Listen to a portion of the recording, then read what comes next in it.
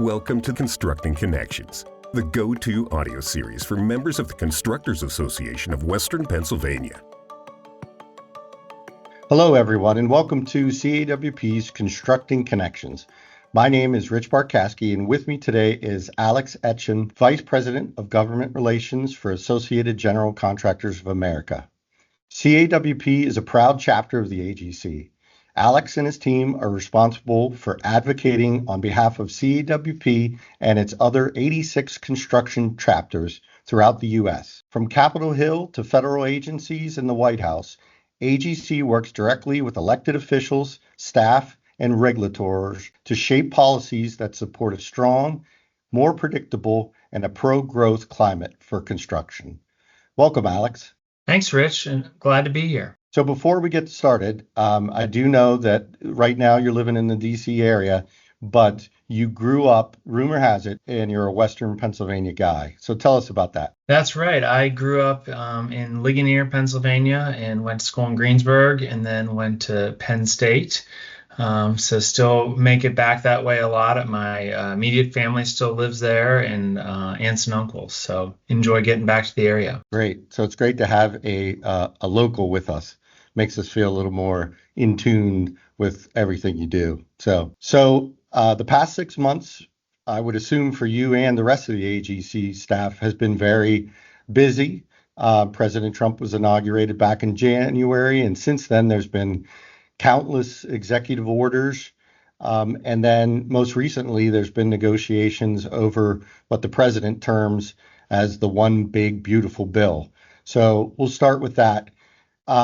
With everything that's been going on in the past 6 months, what has it been like for you and your staff? What challenges have you faced in keeping up, especially with all the hundreds and hundreds of executive orders? Yeah, busy is a great word to describe it. The biggest challenge we've had is figuring out what is real and what is rhetoric, what is truly unconventional and what is really standard operating procedures. The way in which Trump operates out of the White House is very unconventional, but there's a lot of things that he's done that past presidents have done. And I'll give you an example. He got a lot of attention when he took office because he issued this regulatory freeze, telling agencies no new rulemakings.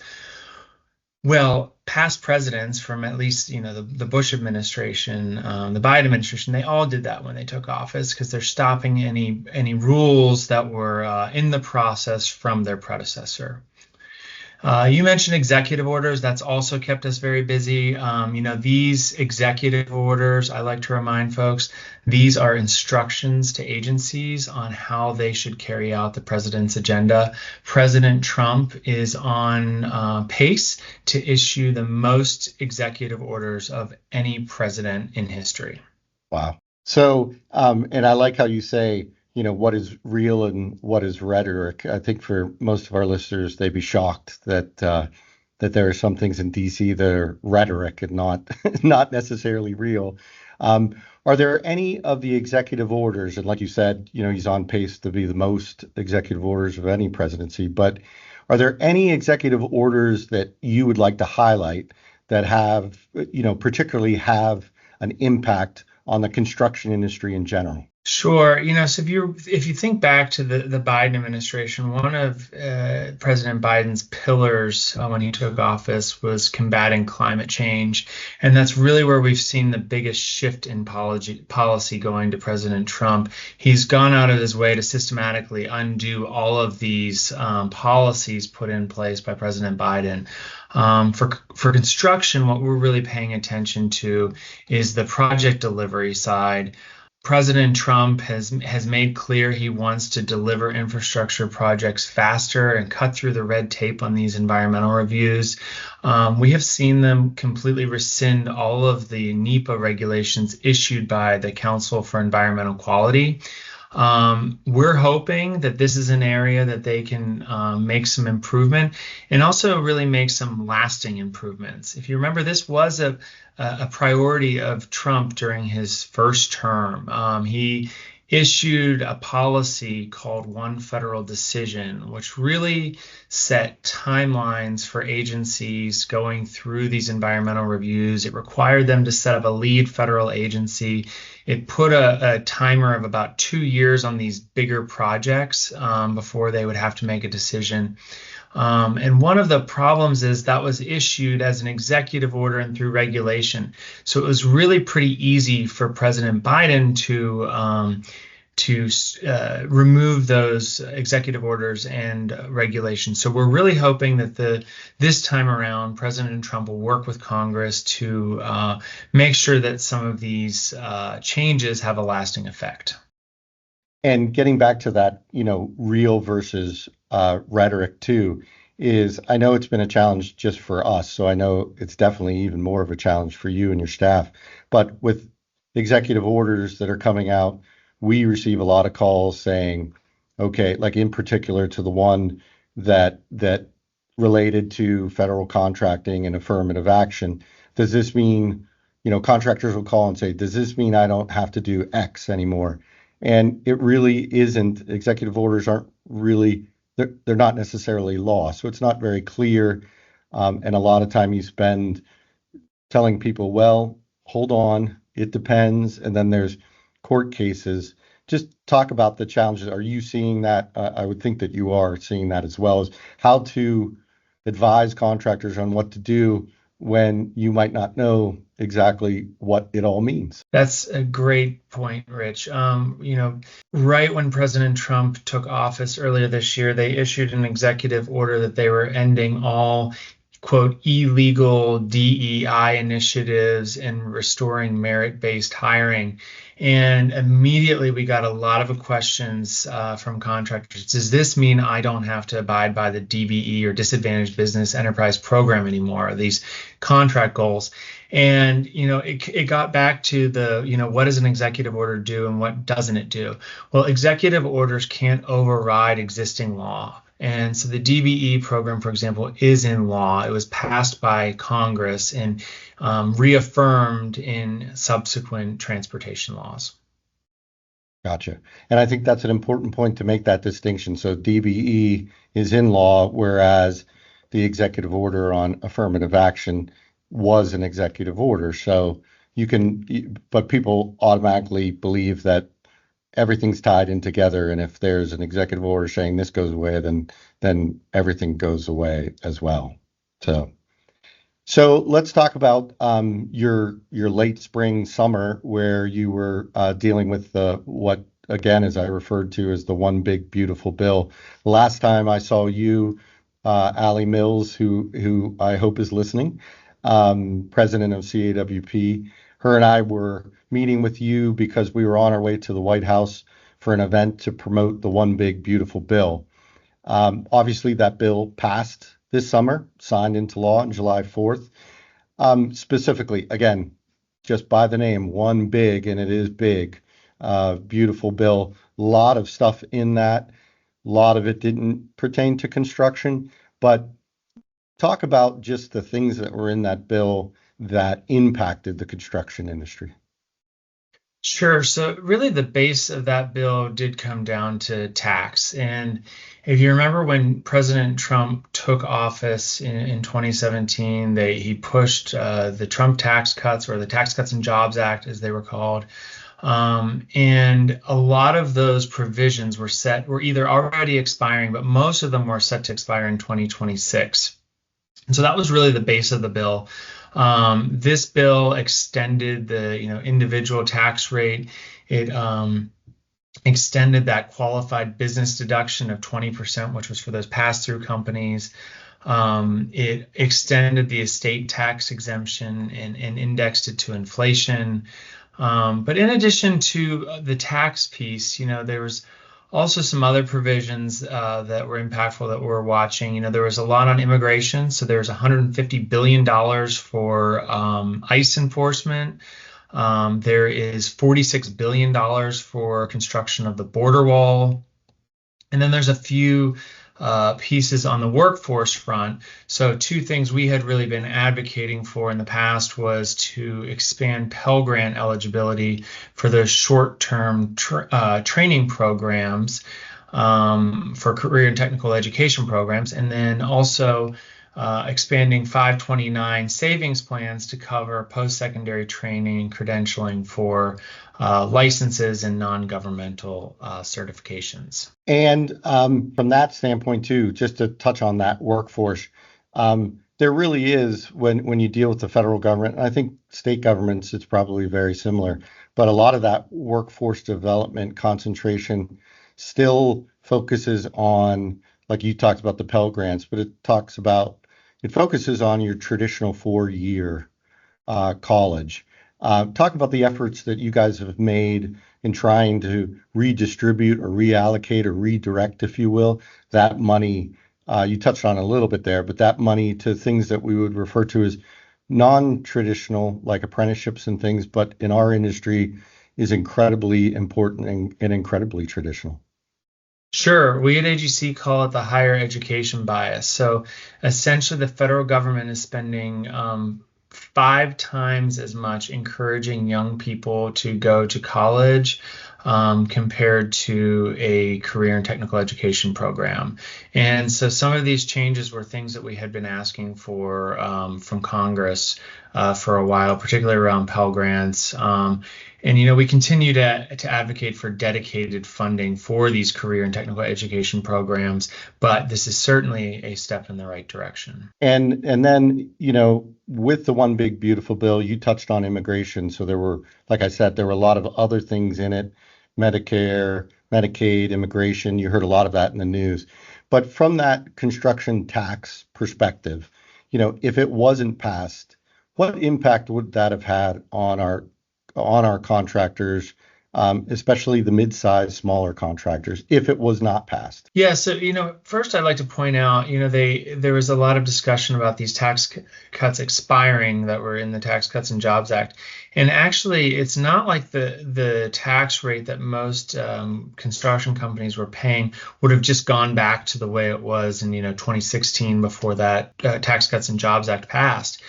They actually would have seen an even higher rate than they were paying before, because to pass those Tax Cuts and Jobs Act provisions, they actually closed a lot of the deductions and loopholes. So they would have paid a higher rate. Particularly, the number we've been saying is that most construction companies would have seen about a 20% tax increase if they had expired. Now, most construction companies are a pass-through business like an LLC or an S Corp or a partnership. So really that qualified business income deduction or QBI deduction of 20% is really important to these construction companies. The other one I always point to is the estate tax. There's always this idea that this is for billionaires to ensure that the government doesn't tax your estate. But, what I always will point out is that, there's always the chance of an unexpected loss of a loved one that hadn't gone through that estate planning, which can be very costly. And it really doesn't take long for a construction company, when the IRS is adding up the assets of the equipment, the commercial building, the construction equipment, it really doesn't take long to get to 15 million. Gotcha. Okay, so with that, we talked about the executive orders, we talked about the one big beautiful bill, but as we know, in Washington, there's no rest for the weary. So looking forward, there are other important pieces of legislation on the horizon that will impact contractors. One that is critical to our membership because they are responsible for building and maintaining the roads and bridges throughout Western Pennsylvania is the federal highway reauthorization. And I know that the AGC met with Transportation Secretary Duffy. What did you highlight as the critical needs for the next reauthorization? Well, first we just talked about the importance of these long-term transportation bills and how they provide certainty through the Highway Trust Fund for construction companies all across the country to invest in their workforce, invest in new equipment. But the other piece we really spent a lot of time talking about was on work zone safety. This was one thing that was really not a big priority in the Infrastructure Investment and Jobs Act that we at AGC want to be a key portion of this new reauthorization. In particular, we're asking for a few different things. First of all, better data. Right now, the federal government really only looks at this problem through the lens of fatalities in a work zone. And we want them to have more data like injuries in a work zone, intrusions into a work zone, near misses. Our members consistently tell us in surveys that this problem is getting worse, and we want US DOT and Congress to pay more attention to this. We also think that there is a big education piece here. Some states across the country have made it a requirement that when you are a teen getting your driver's license, you have to do an online 1-hour course about driving in and around a work zone. So we want Congress to take note of that, do something like that in this next bill. And then also find ways to encourage some of these other efforts out there like speed cameras in work zones, which I know Pennsylvania has passed. The data from these laws in Pennsylvania and New York, it's really showing how effective it is. So we really want them to take a look at this at the national level and figure out a way to encourage more states to pass laws like Pennsylvania. Yeah, that's excellent. And that's an incredible or very important point. One of the things that you talk about, not fatalities are obviously awful, but there are other things that I think the traveling public doesn't understand. One of the stories that we had heard when we were pushing for the cameras in the work zone was we had taken a legislator out to a work zone. It was on the Pennsylvania Turnpike. They talked about, semis coming through and crashing. And one of the questions I asked was, well, who's responsible? Obviously, that shuts down the job for the day. So it's delaying, impacting the end of the project. But I said, who's responsible for actually removing those semis after they crash? And the contractor said it was actually up to them. So they would go in and remove it. So that equipment was being used to remove a tractor trailer truck rather than continuing to work on the road. So I think that's an important point there's more than just fatalities that need to be looked at. So and it's really a lagging indicator, kind of as what you're describing. And if we had better data, I think it would really help focus state DOTs across the country to further invest resources into corridors and areas and roadways that are about to undertake construction to put in some of these safety measures that can often be a little more expensive. Great. And then finally, in what ways can our members of CAWP help with the AGC and all the efforts that they do in DC? I mean, we always explain to our members that while we're here and we're local, and we're looking at regulations that are pertinent to our contractors in this locality, it's so important to have somebody in DC doing that same thing for contractors. And sometimes I feel that contractors don't realize that's being done on their behalf at the AGC. What can our contractors do to help you do what you do every day? The most obvious answer is talk to your members of Congress. When you're talking about things like work zone safety and you're talking to your members of Congress from Pennsylvania, remind them this is something that the state has already done in terms of speed cameras. And so you're encouraging, at the national level for them to follow their lead. We also make it easy for you. We send out what we call action alerts to AGC members across the country. You receive this email, and all you have to do is click a button, and it'll direct you to a site, and your name and address and everything will already be populated with a message to your members of Congress. We have one right now on work zone safety. All you have to do is hit send. It'll go to your member of Congress and both of your senators. The nice thing is, though, we have that auto-populated message of what we're asking for in work zone safety, but you can go in and put in your own personalized message at the beginning, talk about your company, talk about, near misses that you've had on job sites or fatalities, whatever you wish to also share in addition to that message. Great. And we do try to promote that. I know you do that one on issues that happen in construction zones, and then you also do a really good survey about critical needs of manpower in the industry. We try to encourage our members that that's incredibly important to have that data, because you can tell the story, but members of Congress also need that data as well. So definitely, we appreciate your help. So I did say final question, but I do have one more. So as a guy with Western Pennsylvania roots, Steelers camp has started. That is a very critical time here in Western Pennsylvania. I think it's even more heightened with all the changes that have been made in the off season. The Steelers usually try to keep things conservative, don't make a lot of changes. This off season, it was absolutely the complete opposite. So what do you foresee with the 2025 Steelers season? Well, first off, I'll just say it's impressive that Aaron Rodgers is still playing. I mean, I'm in my 40s also and can't imagine being out and playing tackle football. But I'm hopeful and really optimistic. I hope they can have a good season. Tom Brady proved that it can be done, and so maybe Aaron Rodgers will take his lead and follow in his footsteps. Let's hope so. And then finally, so what's the record at the end of the year? What's your guess? Because there's a lot going around. I've heard, don't make the playoffs. I've heard make the playoffs and maybe actually win a playoff game for the first time in a number of years. Your guess on what it's going to look like? I'm managing my expectations. I want to actually win a playoff game or two. There you go. Great.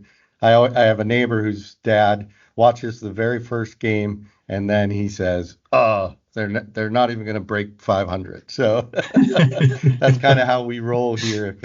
And then they'll win 3, and then it's like we're going to the Super Bowl, and then things fall apart. So I'm sure it's like that everywhere else around the country. But I think that that blood, that black and gold blood, is a little more is stronger than it is in other parts. So Alex, we really appreciate you sitting down with us this episode and letting us know what you're doing on behalf of our contractors. And I just once again want to thank you for participating and being a part of Constructing Connections. Thanks for having me, Rich. Thanks. This is Rich Barkowski, Executive Director of Constructors Association of Western Pennsylvania. Thanks for listening to this episode of Constructing Connections.